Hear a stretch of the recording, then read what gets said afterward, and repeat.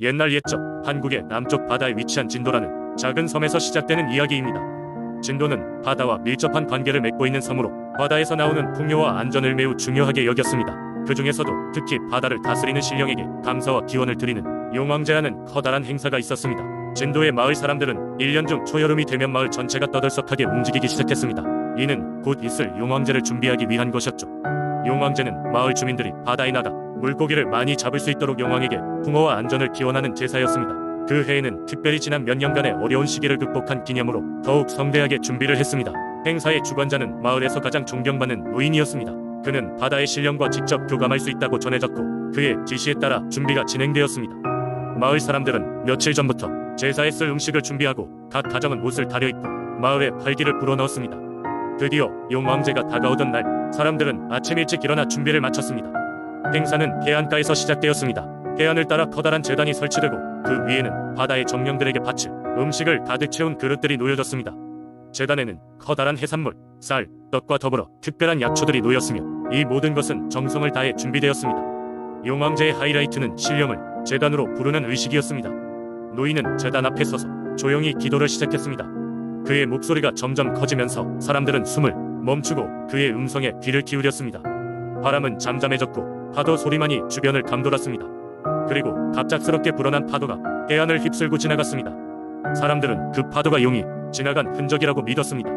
마을의 장로는 용왕이 제사를 받아들였다고 확신하며 모두가 안심하고 내려가도록 했습니다.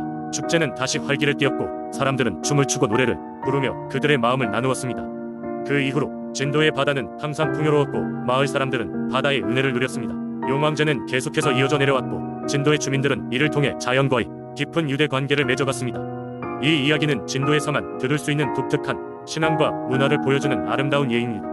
바다와 사람 그리고 신령이 함께 어우러져 하나의 조화를 이루는 이야기는 진도의 삶에서 상징적인 의미로 남아있습니다. 두 번째 이야기, 강원도 홍천의 깊은 산속 백옥수라는 마을에서는 오래전부터 전해 내려오는 민속신앙이 있다. 수백 년 전 이 마을은 가뭄과 기근으로 인해 주민들이 고통받고 있었다. 당시 마을 이장은 농사로 유명하던 박씨 가문의 도움을 요청하였다. 박씨 가문의 종손인 박대수는 마을을 위해 기꺼이 앞으로 나섰다.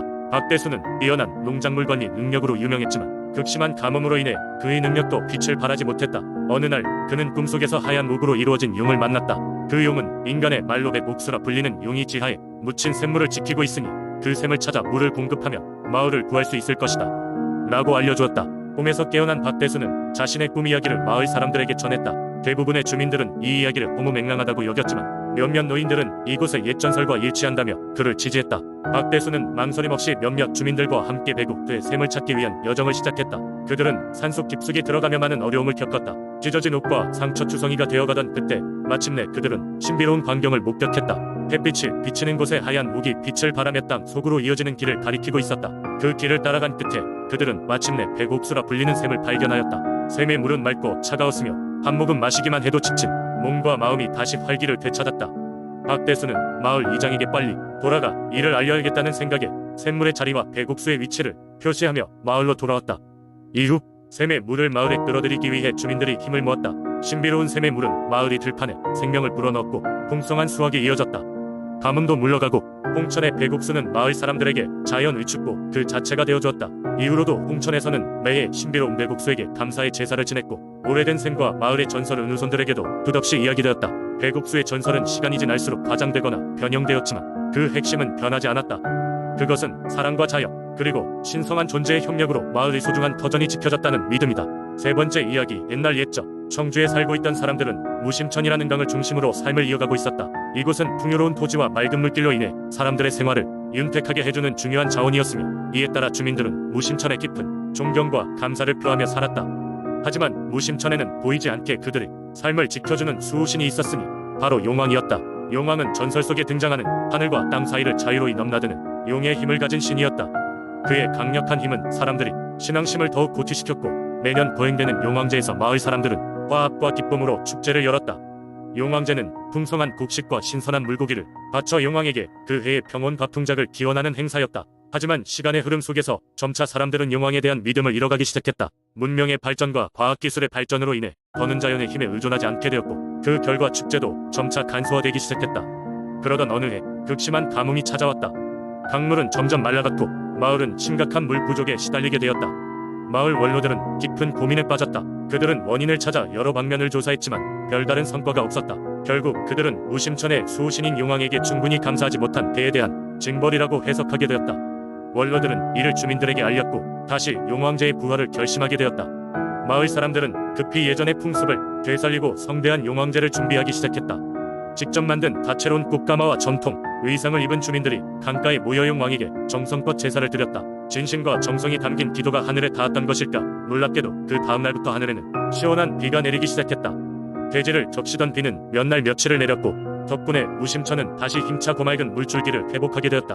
이 사건 이후로 청주의 사람들은 다시금 자연의 신비로움과 신앙의 중요성을 되새기게 되었다. 현대적인 사상 속에서도 여전히 용왕제를 거행하며 무심천과 그 수호신에게 감사와 존경을 표하게 되었으며 이러한 문화는 지금도 청주에서 전해 내려오는 소중한 유산으로 남아있다. 네 번째 이야기, 옛날 옛적 아름다운 산과 맑은 물이 흐르는 고요한 마을 김천에 살던 사람들은 특별한 민속신앙을 전해 내려오고 있었습니다. 그 이야기는 의로운 호랑이 백호에 관한 것입니다. 김천의 사람들은 이 백호가 마을을 수호한다고 믿었습니다. 백호는 몹시도 현명하고 용감하여 외부의 위협으로부터 마을을 지켜냈다고 합니다. 전해지는 이야기에 따르면 어느 해 겨울 김천에는 아주 무서운 악령이 내려왔습니다. 이는 추운 바람과 함께 찾아와 마을 사람들의 양식과 가축을 훔쳐가곤 했습니다. 마을 사람들은 점점 더 추운 겨울과 굶주림에 시달리게 되었고 대책 없이 두려움 속에서 날을 보내야 했습니다. 그러던 어느 날 밤 백호가 마을 외곽의 한 언덕에 나타났습니다. 눈길 속에서도 불타오르는 듯한 호랑이의 눈빛은 마을 사람들을 향해 주의를 기울였습니다. 그 순간 마을의 장로는 꿈에서 백호가 자신에게 말을 거는 것을 경험했습니다. 꿈속에서 백호는 장로에게 악령의 이빨을 무디게 하고 마을을 지키겠다고 말했습니다. 그러면서 한 가지 조건을 제시했는데 그것은 매년 그에게 제물을 바치는 것이었습니다. 악령이 날뛰던 어느 밤 백호가 드디어 움직였습니다. 하얀 눈 속에서 섬광처럼 움직이며 백호는 악령을 찾아내 싸우기 시작했습니다. 마을 사람들은 그 소리를 들으며 모두 두려움에 떨었지만 동시에 백호가 이겨주길 간절히 기도했습니다. 한참이나 싸움이 이어지고 드디어 백호의 보효가 들리며 싸움이 끝났음을 알렸습니다. 악령은 무릎을 꿇고 더 이상 마을을 괴롭히지 않을 것을 맹세했습니다. 백호는 그의 약속을 받아내고 고개를 끄덕였습니다. 다음날 아침 눈이 녹아내린 자리엔 아무런 흔적이 남아있지 않았습니다. 그러나 사람들은 백호가 악령을 물리쳤다는 것을 알고 있었고 그 이후로 매년 제물을 준비하여 감사의 제사를 올렸습니다.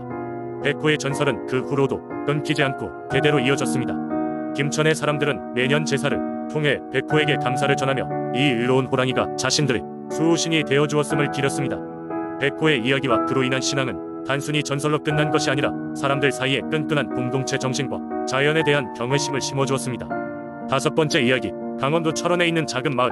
그곳엔 수백 년 전부터 전해 내려오는 신비로운 이야기가 있다. 마을 사람들은 이 전설을 들으며 자라왔고 오늘도 그 이야기는 아이들에게 속삭이듯 전해진다. 청량한 가을밤, 달빛이 은은하게 비추던 어느 날 밤이었다. 철원의 사람들은 한결같이 들판에서 별을 거두느라 모두가 지쳐 있었다. 그중 한 젊은 농부, 이름은 김석이라는 청년이 있었다. 그는 산에서 나무를 하던 중 우연히 큰 바위 하나를 발견했는데 그 바위는 유독 반질반질하게 빛나고 있었다. 김석은 이상하게 생각하여 바위를 자세히 살펴보았다. 돌틈 사이로 무엇인가 반짝이는 것이 보였다. 호기심이 많은 김석은 곧바로 가까이 다가가 틈을 넓혀보았는데 그곳엔 자그마한 도깨비들이 모여 앉아 있는 것이 아닌가. 쌀알만한 도깨비들은 김석을 보고도 당황하지 않고 되려 반갑게 인사했다. 안녕, 사람 친구. 이 바위는 우리 도깨비들의 쉼터란다. 평소엔 사람들에게 절대 모습을 보이지 않지만 너는 정말 운이 좋구나. 도깨비들의 말에 김석은 놀라기도 했지만 그들 덕에 조금이라도 더 알고 싶은 마음이 커졌다. 도깨비들은 자신들이 밤마다 이 바위에 모여 사람들에게 조금씩 도움을 주고 있다고 설명했다. 마을 사람들은 아침마다 들판에 남겨진 일을 완료한 상태로 발견하고는 신기하게 여기곤 했던 차였다. 김석은 도깨비들의 구의에 감사하며 그들에게 먹을 것을 나누고 싶다고 말했다. 그리하여 김석은 문호곤했던 하루 끝에 집으로 돌아가 도깨비들에게 대접할 음식을 준비했다. 다음 날 밤 김석은 동네 사람들에게는 이 이야기를 비밀로 한 채 혼자 도깨비 바위로 향했다. 도깨비들은 두 팔 벌려 그의 방문을 환영하며 신기한 춤과 노래로 그를 맞이했다. 시간이 흐르며 김석의 친절함에 감동받은 도깨비들은 그에게 가족처럼 정을 주었고 농사일을 돕는 것을 넘어 마을을 방문해 어려움을 없애주었다. 이러한 때문에 마을 사람들은 김석이 행운을 불러오는 자라고 믿었다. 오랜 시간이 지나도 김석과 도깨비들 사이의 인연은 변치 않았다. 김석의 가정은 풍요로워졌으며 그가 전하는 도깨비와의 이야기는 세대를 거쳐오는 날까지 전해지며 마을의 자랑이 되었다. 이후 이 바위는 도깨비 바위라 불리게 되었고 철원 사람들에게는 정신적 안식처이자 신비로움의 상징이 되었다.